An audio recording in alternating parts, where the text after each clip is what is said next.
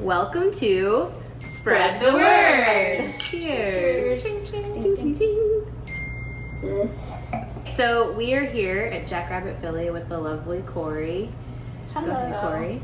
My name is Corrie Wang. I am an author of 2 novels, The Takedown and City of Beasts, both through Disney Freeform. And I also own Jackrabbit Filly here in the lovely Park Circle. Woo! Which we love. We come here a lot. Every birthday. It's not a lie. You do. I see your faces a lot. And Yeah. I love it. Yeah. You do. I love it. So Julia is going to go ahead and dive into her book. Yes. Julia, what Okay. did you read? I read Night of the Living Res. It is stories, which I didn't realize at first because it's like down here at the bottom. And I was like, are these related? But they are actually kind of related. Like, it seems like there's 2 main narrators that the stories are from. There's like but they might be the same person, but from an older version and a younger version. But it's a little unclear. But like open to interpretation, maybe. Interesting. Okay. I would not say it's an uplifting tale, any of them, but they're really. I love the author's writing. It's definitely like I would say gritty would be a good adjective. Raw. For it. Yes. The main 2 characters who may or may not be the same person. The one guy, he's got this friend who's sort of like a deadbeat, and there's like stories of their like shenanigans, I guess, in which the one person, D, is always getting the other guy like sort of being like, why are you such a shithead? And also like, but I'm here for you. So it's like kind of a weird, it's like that sort of weird friend dynamic. Actually, sometimes reading that makes me a little bit anxious because I get stressed out when other people have no direction for their life. And I have to be like, barriers, that's not your life. You know what I mean? But I do struggle with it. I feel like it's good for me, read a little bit of that and just be like, you need to practice this. So there's like a lot of commentary about, drugs and alcohol abuse on reservations, a lack of like infrastructure and support there, and kind of like the tension between, the tribal law versus federal law. So that comes into it. There's this one awful sounding scene where there's just, for some reason, caterpillars are like coating the road to the reservation. I mean, so that like you're just running over, the road is slick with caterpillar guts and it smells. And I'm like, the visceral things happening in this story are disgusting, but like really good writing. You know what I mean? Like that sort of thing. So it's like grotesque, but well done. So I didn't really know anything about this. And so Night of the Living Res is reservation. Yeah. Okay. Is reservation. I thought it was going to be maybe a little bit horror-y. It looks like it could be. But I haven't, unless it's like, I haven't finished all the stories yet. So there could still be like horror elements, but also it is sort of like at times horrific, and you're like, but also you can see it being real. So it's sort of like reality horrifying. Okay. But like the caterpillars is gross. Yeah. And maybe that is sort of what the author is trying to conjure, is like like that idea of like real life being horror, because it is like a play on the Night of the Living Dead. Yeah. I think that has to be a little bit it, because it definitely doesn't. It's definitely more serious, more coming of age type stories, and it's really just talking like it's commentary on native life. So, I guess so I read 5 books, trying to read 1 book for this project that we're doing right now. And the one I am currently reading and actually enjoying is The Darkening by Sumiyamura. This is a YA story set in a world where there's this monstrous storm that keeps encroaching on the city by rings. So they already lost the 6th ring to the storm, and now they're at the 5th. And the squirrel lives in the 5th ring, and you don't even get sunlight until you're down to the 3rd ring. And of course, it's all based on class and things like that. So everybody is fine sacrificing the 5th ring, but there is something that holds the storm back called like icons, and if you can like draw an icon on something, essentially does magic. So her dad used to do that, and then started a revolution to try and save his reign, and like he was like sequestered and like all of this backstory drama. So she does not know really how to do this magic, but her dad has given her this book to kind of take forward with her. I was saying we watched a lot of anime, and like the beginning of it, and maybe it was just one night after watching too much, I was reading this and I was like, this is just like anime.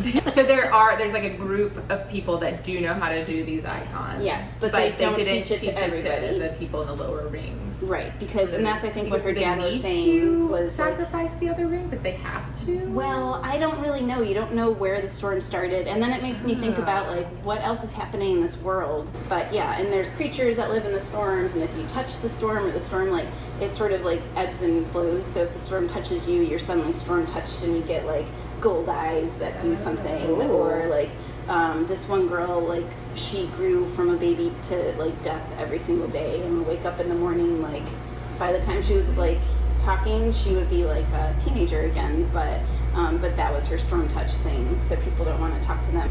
But yeah, I'm just halfway in where she's starting to hang out with the guy she hates more because she has to, which is always where I lose interest in YA books. Like as soon as it starts building romance, I know that lots of people like romance. I hate it. I hate it. Yeah. I feel like there's a handful. They're coming in now because of the like asexual and demisexual. What is it? Demi-romantic. People who don't really like that sort of touchy-feely thing. Yeah.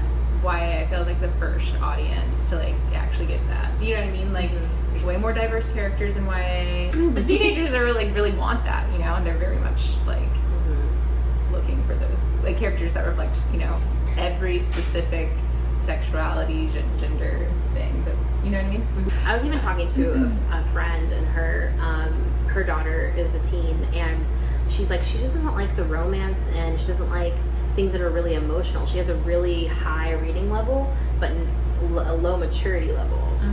And I think that's really interesting. Yeah. It's just kind of like having these stories that sort of reach all of those different spectrums of teens that might be like not emotionally mature enough to handle that stuff or are uncomfortable with it, even though they might be at a higher reading level, you know?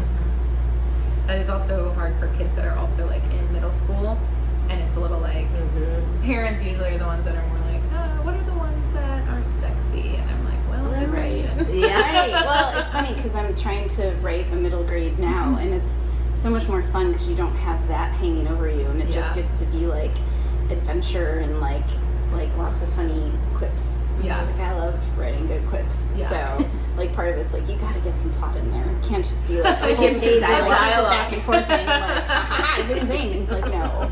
That's funny. Spread it out throughout the book. Yeah, exactly. Well, sounds good. Yeah. I like the cover a lot. Yeah, I like a dark. Yeah. I like a dark fantasy like that. Dramatic, moody.